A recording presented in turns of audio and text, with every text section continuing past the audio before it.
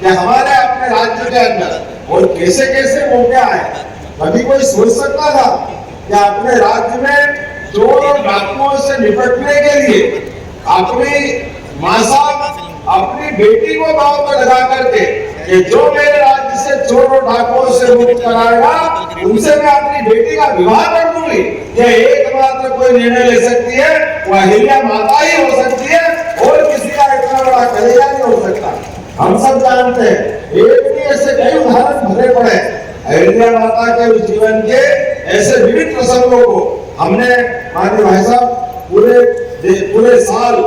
विविध प्रकार के आयोजन की एक श्रृंखला बनाई। मुझे इस बात की प्रसन्नता है हमारी सरकार बनने के बाद हमने दशहरा भी कहीं मनाया तो सबसे पहले अहिल्या माता को प्रणाम करते हुए इस महेश्वर की धरती पर मां दुर्गा के आशीर्वाद से माता अहिल्या का वो गौरवशाली इतिहास को हमने उस दौर में आकर के जिस ढंग से शासन की व्यवस्था संभाली थी उनको नमन करने का प्रयास किया। पिछले समय हमने कैबिनेट करके सरकार की मनोभावना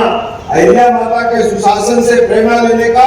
संकल्प दोहराया था। मुझे इस बात की प्रसन्नता है एक नहीं ऐसे कई काम हमने अपने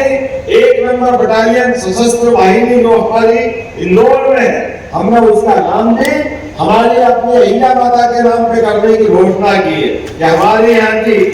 मध्य प्रदेश की पहली बटालियन